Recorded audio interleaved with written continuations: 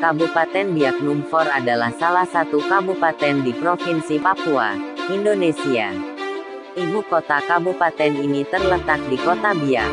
Wilayah otonom yang kini disebut sebagai Kabupaten Supiori pernah menjadi bagian dari kabupaten ini. Penduduk kabupaten ini pada tahun 2020 berjumlah 145.952 jiwa, dengan rincian 74.458 jiwa laki-laki dan 71.494 jiwa perempuan.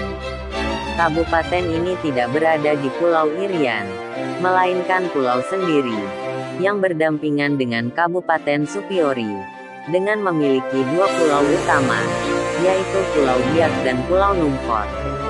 1. Letak dan batas. Kabupaten Biak Numfor terletak di Teluk Cenderawasih pada titik 0 derajat 21, minus 1 derajat 31, LS, 134 derajat 47, minus 136 derajat 48, BT dengan ketinggian 0 sampai 1,000 meter di atas permukaan laut. Kabupaten ini merupakan gugusan pulau yang berada di sebelah utara daratan Papua dan berseberangan langsung dengan Samudera Pasifik. Posisi ini menjadikan Kabupaten Biak Numfor sebagai salah satu tempat yang strategis dan penting untuk berhubungan dengan dunia luar, terutama negara-negara di kawasan Pasifik, Australia, atau Filipina. Letak geografis ini memberikan kenyataan bahwa posisinya sangat strategis untuk membangun kawasan industri, termasuk industri pariwisata. 2. Pulau Biak Numfor. Kabupaten Biak Numfor terdiri dari dua pulau kecil, yaitu Pulau Biak dan Pulau Numfor serta lebih dari 42 pulau sangat kecil, termasuk Kepulauan Padaido yang menjadi primadona pengembangan kegiatan dari berbagai pihak. Luas keseluruhan Kabupaten Biak Numfor adalah 5,11% dari luas wilayah Provinsi Papua. 3. Sejarah serta asal-usul penamaan Pulau Biak. Biak adalah pulau kecil yang terletak di Teluk Cenderawasih dekat sebelah utara pesisir Provinsi Papua, Indonesia. Posisi Biak berada di sebelah barat Laut Papua Nugini. Biak adalah pulau terbesar di antara rantai kepulauan kecil, serta mempunyai banyak atol dan terumbu karang. Pada zaman silam, Pulau Biak termasuk wilayah kekuasaan Kesultanan Tidore yang membaginya menjadi 9 distrik Pulisiwa. Pada Perang Dunia II, lapangan terbang strategis milik pasukan Imperial Jepang berada di sana sebagai pangkalan komando pada Perang Pasifik. Tentara Amerika Serikat kemudian menguasai pulau itu. Pada tanggal 29 Mei tahun 1944, pertempuran antar tank terjadi di Biak. Biak menjadi milik Indonesia dari genggaman Belanda, bersama dengan Irian Jaya Papua tahun 1960-an. Pada tahun 2005, pemerintah Rusia berkomitmen untuk meluncurkan roket dan satelit dari Pulau Biak karena lokasi yang strategis serta berada tidak jauh dari lautan. Secara administratif, Pulau Biak terbagi atas dua kabupaten.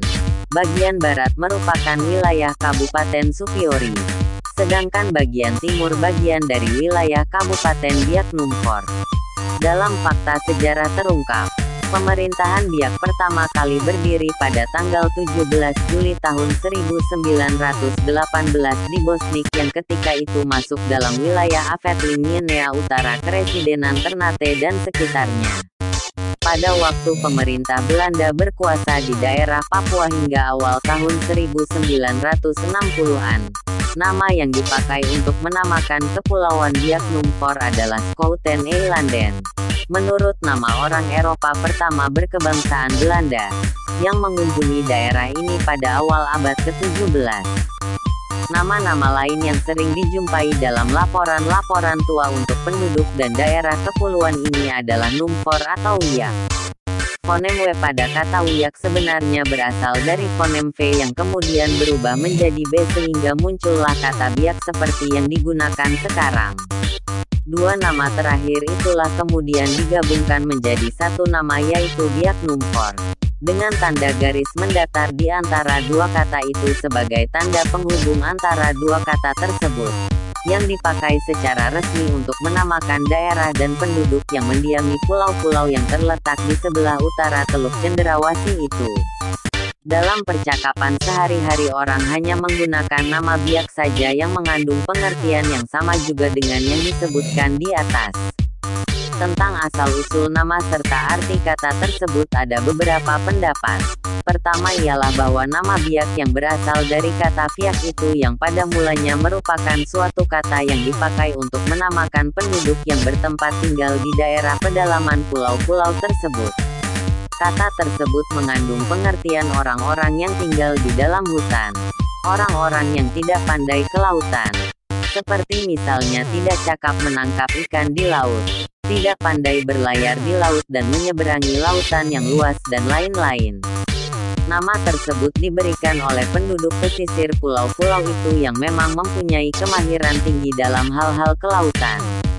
Pendapat lain berasal dari keterangan cerita lisan rakyat berupa mite, yang menceritakan bahwa nama itu berasal dari warga Kleburdam yang meninggalkan Pulau Biak akibat pertengkaran mereka dengan warga Klemandowen.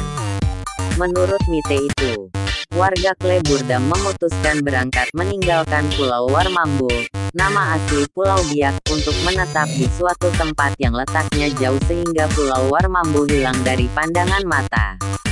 Demikianlah mereka berangkat.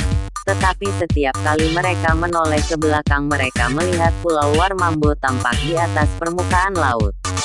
Keadaan ini menyebabkan mereka berkata, "Piakwer," atau "Piak." Artinya ia muncul lagi. Kata piak inilah yang kemudian dipakai oleh mereka yang pergi untuk menamakan Pulau Warmambo dan hingga sekarang nama itulah yang tetap dipakai.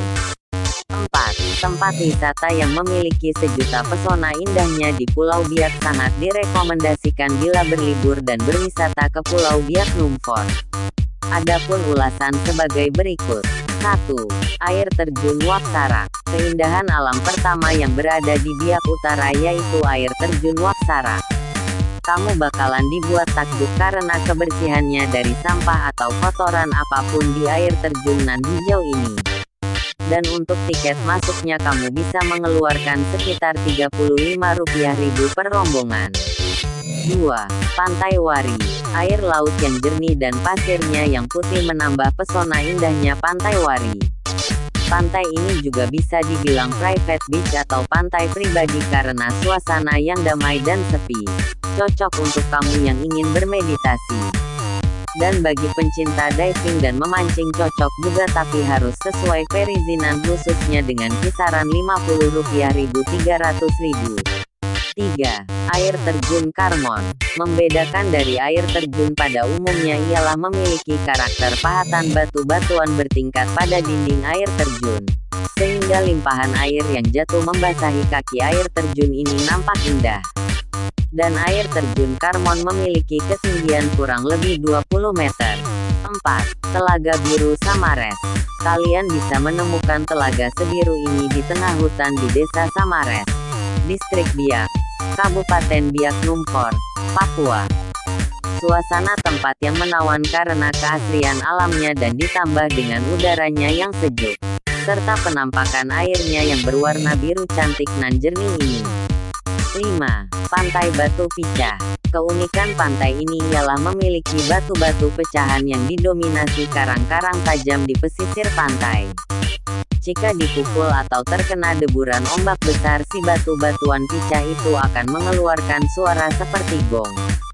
Dan hanya di pantai ini kamu bisa merasakan sensasi air jernih yang terhubung langsung dari samudra. 6. Goa Binsari. Seringkali disebut juga Goa Jepang, karena telah menjadi saksi peninggalan sejarah atas kekejaman Perang Dunia II waktu dulu.